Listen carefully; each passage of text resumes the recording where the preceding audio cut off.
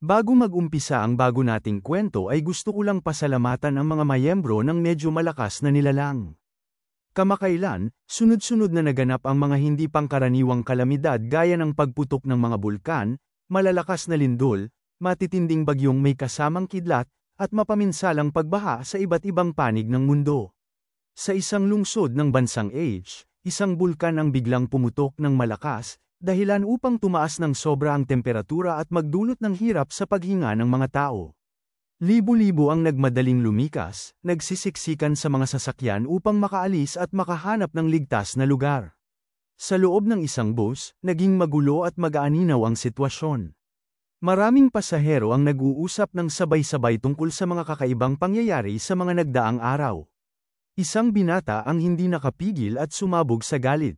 Binanggit niya ang lindol sa ilalim ng dagat ilang araw na nakalipas at ang biglaang pagputok ng bundok Fuji na kumitil ng daan-daang libong buhay. Hindi raw niya inakalang darating din ang araw na sila mismo ay kailangang lumikas. Isang babae, na halatang nagmamadaling nakalabas at may dalang kakaunting gamit, ang nagsalita at nagpahayag ng pag-aalala. Ang tanging naisip niya ay makarating sa Jiangnan City upang doon bumili ng mga kakailanganin. Ngunit agad siyang binigyan ng babala ng binatang nasa tabi ng bintana. Sinabi nito na napanood niya sa balita na wala nang natitirang supply sa mga bodega sa Jiangnan City. Nabigla ang babae at hindi makapaniwala sapagkat ang halaga ng lahat ng materyales doon ay aabot ng daang bilyon. Ngunit may isa pang binatang nakaupo sa tapat nila ang sumabat. Ayon sa kanya, matagal nang ubos ang supply, at ngayon pati ang Hudongming, Shenzhen, at maging ang Dondong ay wala na ring laman. Mula sa likurang bahagi ng bus, isang malamig na tinig ang umalingaw-ngaw at mariing kumontra. Hindi raw yun basta daang bilyon kundi 10 trilyong halaga ng materyales ang nawala. Ayon sa kanya, malinaw na mga palatandaan ito ng paparating na katapusan ng mundo. Ang nagsalita ay si Su Shan, ang pangunahing tauhan. Ngunit sa halip na maniwala, napatawa lamang ang dalaga at ang dalawang binata sa kanyang tabi. Para sa kanila, isa lamang itong biro. May nagsabi pang kung darating nga ang wakas, baka mas gugustuhin pa niya yon dahil lahat ng nilalang ay magiging pantay-pantay. Ngunit si Su Shan ay nakaramdam ng bigat sa kanyang dibdib. Sa kanyang isipan, alam niyang hindi kailanman magiging pantay-pantay ang lahat, kahit pa sa gitna ng isang apokalipsis. Siya mismo ay nakaranas na ng ganoong mundo sa kanyang nakaraang buhay. Unti-unting bumalik sa kanyang alaala ang nakakatakot na mga tanawin. Dati siyang isang karaniwang manggagawa na nagde-deliver ng pagkain hanggang sa dumating ang apokalipsis dulot ng kakaibang pagkalat ng enerhiya mula sa araw. Apektado ang ubod ng mundo at naging pabago-bago, dahilan ng pagtaas ng temperatura at malalakas na pagyanig. Mula sa kailaliman ng lupa, nagsilabasan ang mga halimaw at tuluyang nagbago ang mundo. Nabuo ang bagong kaayusan, at ang lahat ng yaman at pagkain ay naging labis na kasalatan. Kahit isang pakete ng noodles o isang pirasong sausage ay itinuturing na kayamanan na kailangang ipagpalaban ng buhay. Sa kalmadong tinig, nagsalaysay si Su Shan tungkol sa mga pagkaing may kakaibang bagay sa loob, at inihayag na siya ang taong nagbalik mula sa apokalipsis. Dumating siya sa panahong isang buwan bago ito magsimula. Nang marinig ito, hindi maitago ng dalagang katabi niya ang kaba at kusa siyang kumapit sa kamay ni Su Shan. Ngunit tinanggihan siya ng binata at mariing iniwas ang kamay nito. Hindi na siya ang dating mahina at madaling mahulog sa emosyon. Mayroon siyang mas mahalagang tungkulin. Pagbaba niya sa susunod na hintuan sa gilid ng gubat, nagtungo agad si Su Shan sa kanyang dating pinagtatrabahuhan, ang bodega ni Mr. Hippo. Matatag ang kanyang paningin habang nakatitig sa malawak na gusali. Alam niya sa sarili ang pinakamahalagang bagay sa darating na kalamidad, mga supply. Noon, nasayang ang kanyang oras sa walang saysay na paghahanap at nauwi siya sa nakakahabag na kamatayan. Ngayon, hindi na siya papayag na maulit iyon. Pagpasok niya, sinalubong siya ng masungit na tagapamahala na agad sumita dahil sa kanyang pagkakalate.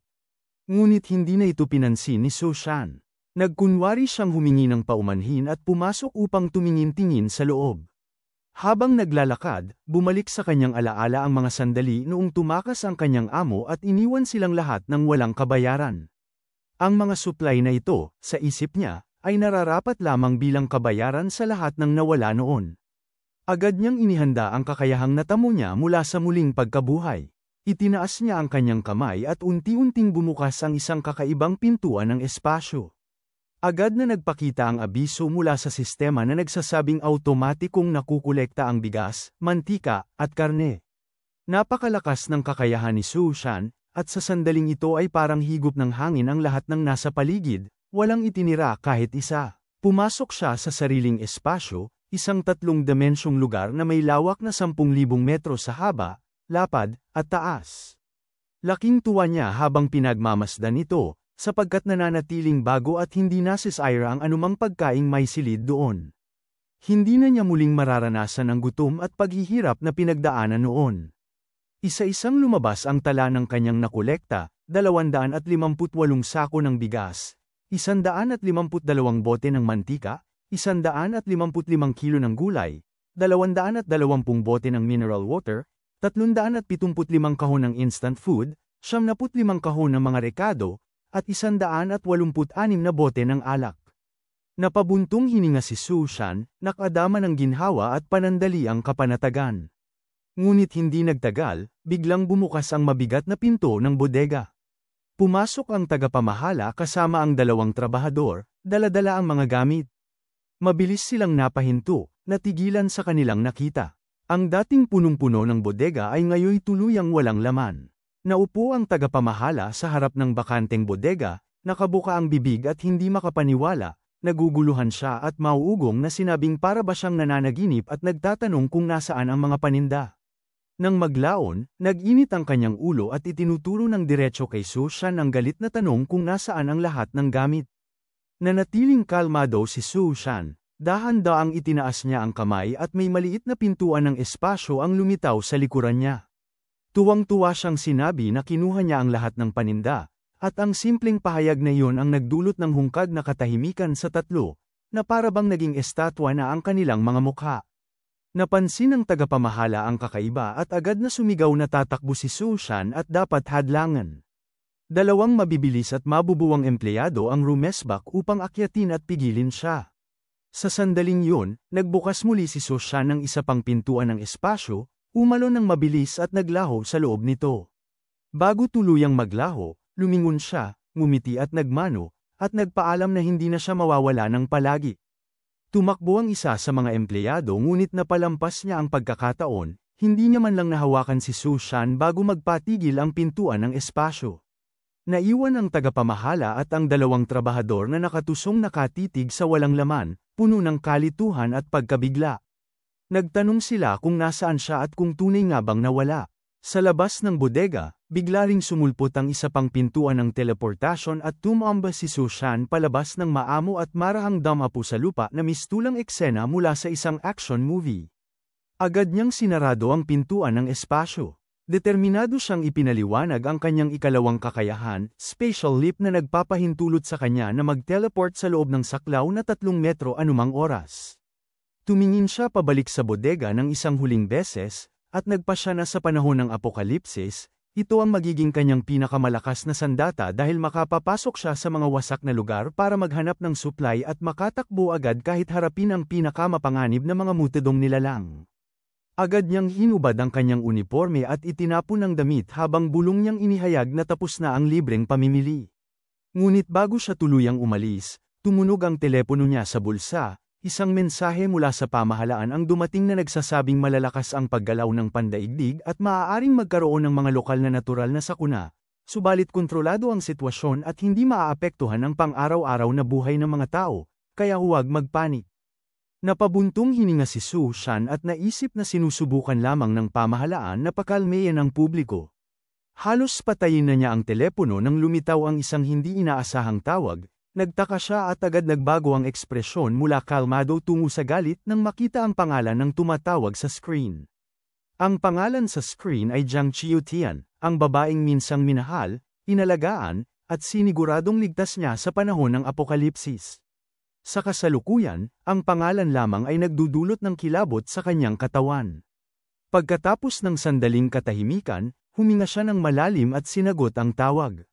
Dumating agad ang may halong inis na boses mula sa kabilang linya, nagreklamo at nagmamadaling magbanta dahil hindi pa naibebenta o nailipat ang kanilang bahay sa ahente. Ipinahayag ng tumatawag na hindi mapagkakatiwalaan si Sushan at sinabing kung hindi niya ililipat ang bahay ngayon, huwag nang umasa sa pag-aasawa. Habang nagsasalita ay abala siyang naglalagay ng lipstick at nagpapaabot ng reklamo na parabang nagsisisi sa isang pamilyar na lalaki. Nagpakita ng pananakit at pag-aalipusta ang tono, at ipinahayag ang pagnanais na makaramdam ng kaginhawaan at seguridad sa pamamagitan ng pagmamay-ari ng bahay. Naging yelo ang tinig ni Sushan at walang emosyon nang sagutin ang pangungulit. Nang maramdaman ni Jiang Chiotian ang pagwawalang bahala sa kabilang linya, nagpakita siya ng galit at nagbigay ng huling babala, bumalik at ilipat ang bahay o kalimutan ang plano ng pag-aasawa. Hindi nagpatagal, marahas na pinutol ni Sushan ang tawag. Ipinahayag niya sa sarili na papunta siya sa Shangdo at mag-uusap na lamang sila doon. Unti-unting tumindi ang kanyang mukha, mula seryoso hanggang ganap na galit, habang bumabalik sa kanyang isipan ang mga alaala mula sa nakaraang buhay na puno ng dugo at pagtataksil. Naalala niya ang araw na magkasama silang nagtagumpay at naghirap sa apokalipsis, siya ang nagsumikap maghanap ng supply upang mabuhay sila, siya ang nagligtas at nagdala sa kanila sa ligtas na lugar. Kung wala siya noon, maraming tao ang sana ay namatay na. Muling sumirit ang puot ni Sushan nang maalala ang walang awang pagtataksil ni na Jiang Chiotian at Wang Haoyu.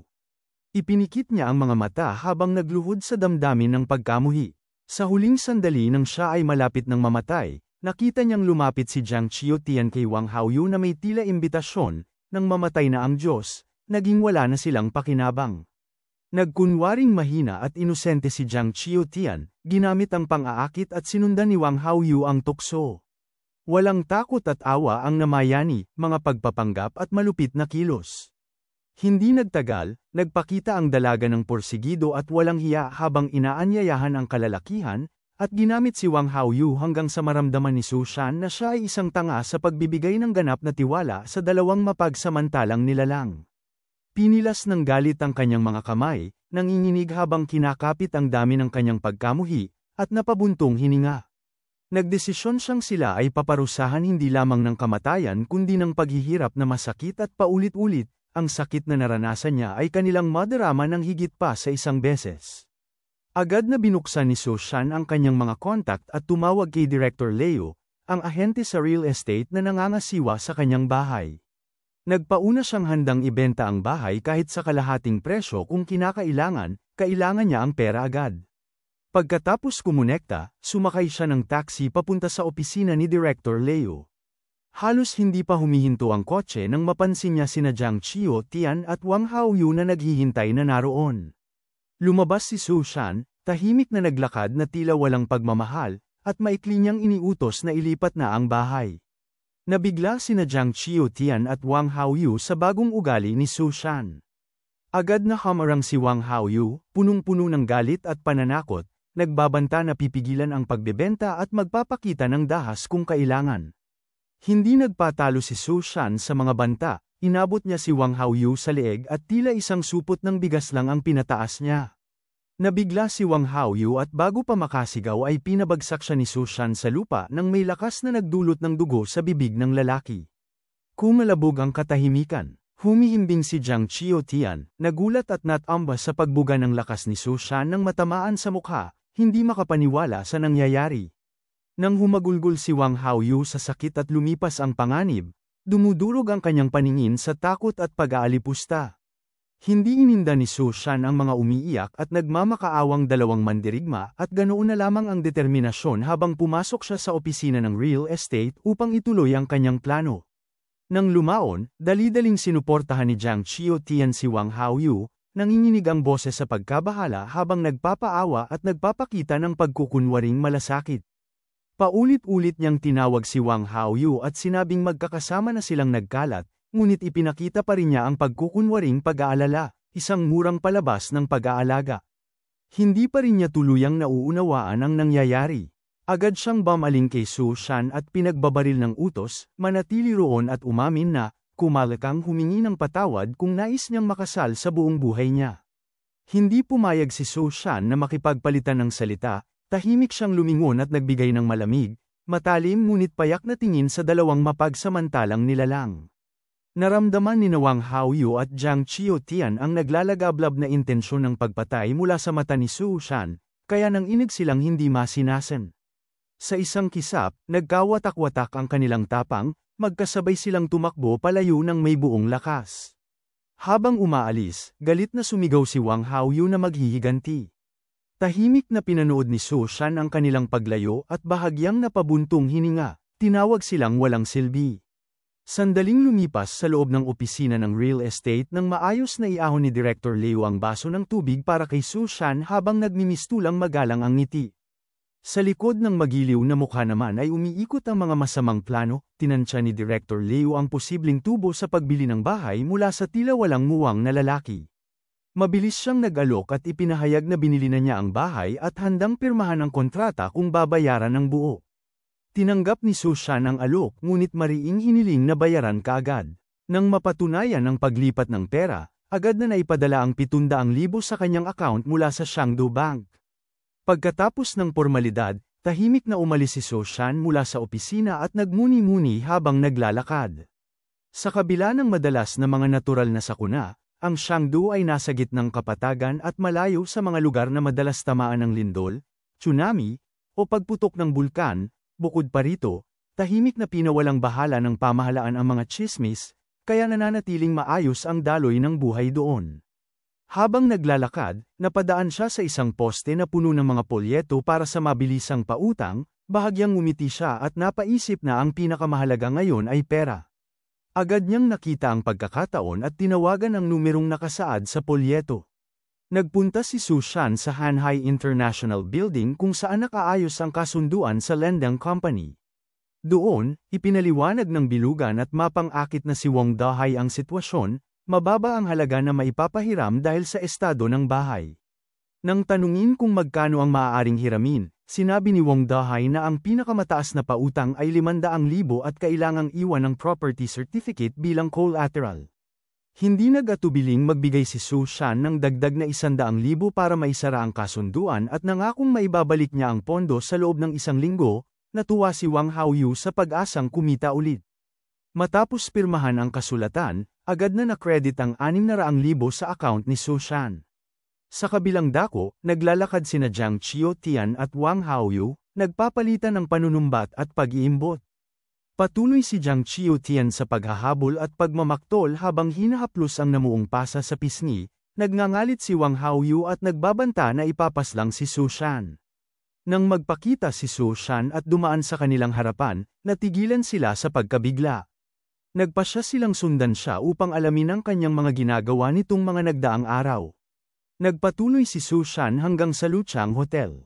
Sa mga alaala niya, maraming komersyal na gusali ang bumagsak dahil sa matinding baha at pag-alo ng lamig, subalit ang Luchang Hotel ay matibay at nakaligtas sa mga ito.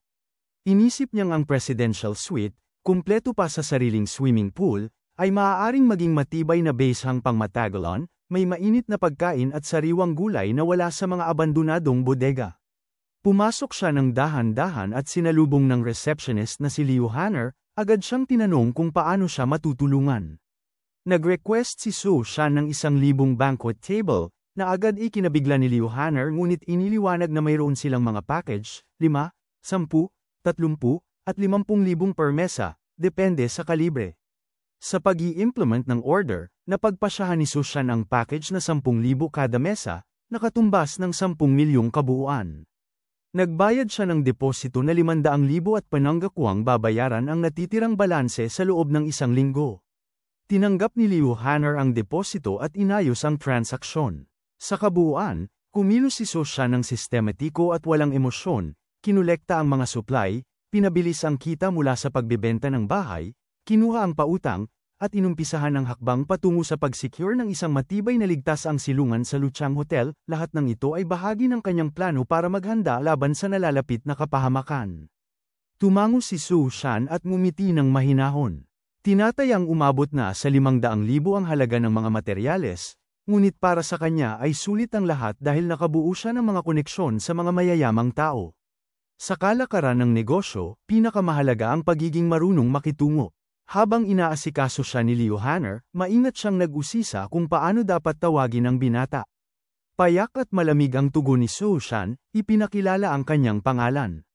Nagpatuloy si Liu Hanner sa pagkukwento at nagtanong kung ang libong mesa ay para sa kasal, at agad itong kinumpirma ni Su Shan. Bukod sa pag-book ng mga mesa, humiling din siya ng presidential suite.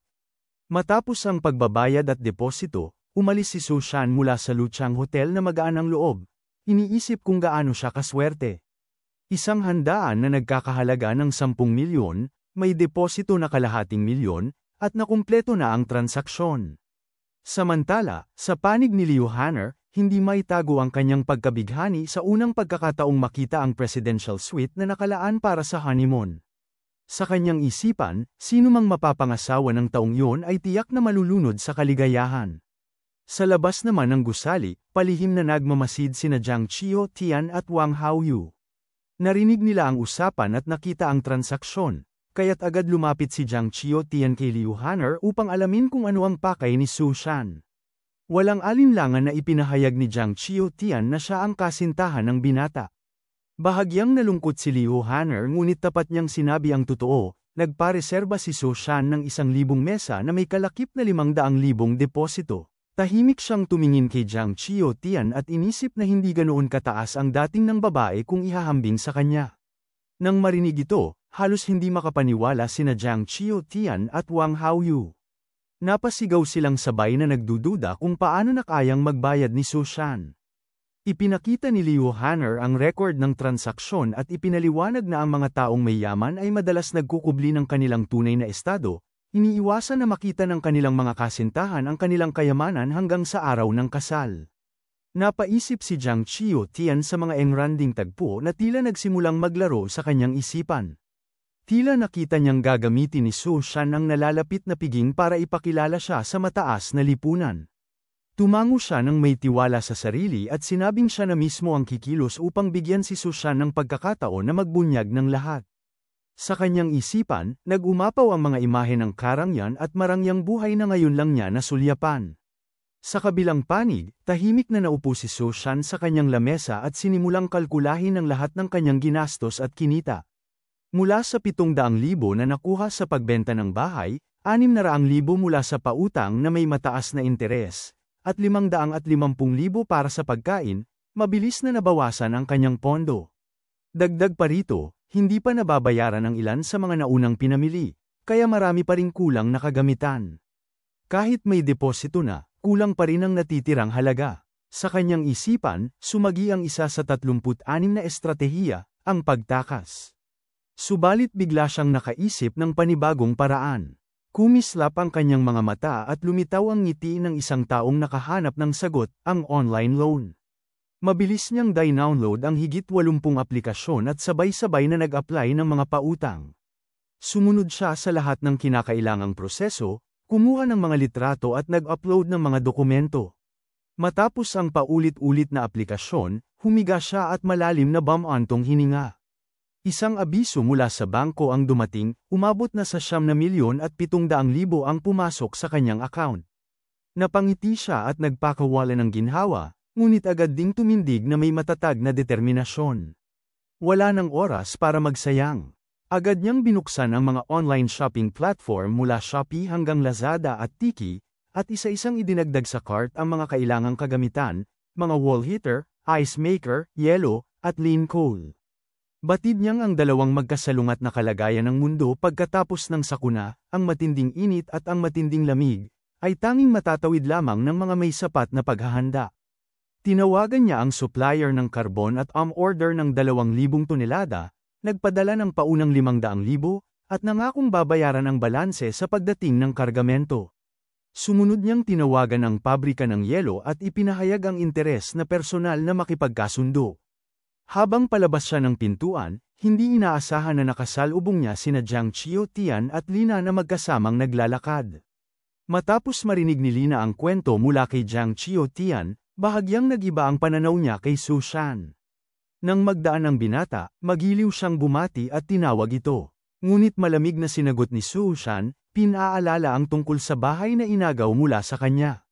Napahiya si Lina at pilit nagbigay ng paliwanag. Samantalang si Jiang Qiutian ay nagpakunwari ng lamang at pilit lumapit kay Su Shan. Subalit batid na ni Su Shan ang tunay na likas ng babae sa panahon ng kaguluhan. Hindi siya nagpadaig at diretsyong nagpatuloy sa kanyang lakad, iniwan silang mag-isa habang inuuna ang mga dapat niyang gawin. Magkahalong pagtataka at kalituhan ang bumalat kina Jiang Xiaotan at Lina matapos makita ang malamig na ugali ni Su Shan. Sa isip nila, napakahusay ng pagkukunwari ng lalaki. Habang papalayong nagmamaneho si Su Shan, agad itong itinuro ni Lina at bumulong kay Xiaotan na habulin siya, iniisip na isa lamang itong pagsubok para sa kanya. Maya-maya, dumating si Su Shan sa pagawaan ng batong Vinho kung saan naghihintay na si Boss Wu sa may pintuan. Pagkababa ni Su Shan mula sa kotse, masiglang sumalubong si Boss Wu, nakipagkamay at buong paghanga na bumati sa kanya dahil sa kanyang kabataan at talento. Ipinaalala ni Su Shan ang kanilang napag-usapan sa telepono tungkol sa 2,000 toneladang batong konsumo at agad na nagtanong kung gaano katagal matatapos. Ipinagyabang ni Boss Wu na sa loob lamang ng 3 araw ay matatapos nila ito sa halagang 400 bawat tonelada, kabuuang 800,000. Walang pag-aalinlangan si Su Shan na nagbigay agad ng 100,000 deposito at nagpaabot ng kumpirmadong address para sa 3 araw na delivery. Masayang tinanggap ni Boss Wu ang bayad, hawak ang QR code at nagbiro pa tungkol sa malaking transaksyon. Nagulat lamang siya nang marinig mula kay Su Shan na ang dahilan ng pagbili ng ganoon karaming bato ay para sa isang gawaing kawang-gawa sa ANSA Federation. Saglit na napatigil si Boss Wu, subalit matapos umalis ang sasakyan ni Su Shan ay ngumiti pa rin siya at pinuri ang pagiging mabilis ng kalakalan. Kasunod nito, huminto rin ang sasakyan ni Jiang Xiaotan at Lina sa harap ng pagawaan. Nagulat si Boss Wu nang may dumating pang iba nang walang appointment. Bumaba si Xiaotan, may halong kaba at hiya, at ipinakilala ang sarili bilang fiancé ni Su Shan habang nagtatanong tungkol sa napag-usapan nila. Bagaman litong-lito, ipinaliwanag pa rin ni Boss Wu na kabubukas lang nila ng kasunduan para sa 800,000 halaga ng ice. Nagulat at nataranta ang 2 babae sa narinig, tiyak na nilang malaki at makapangyarihan ang kinikita ni Su Shan. Dagdag pa rito, nabanggit ni Boss Wu na para daw ito sa isang proyekto ng kawang-gawa, dahilan upang lalo silang mamangha. Samantala, nagmaneho si Su Shan patungo sa isang marangyang restaurant sa lungsod. Umupo siya at sinuri ang lahat ng kanyang mga order, kuntento at panatag na maaari na niyang gugulin ang natitirang oras sa pagpapahinga bago dumating ang sakuna.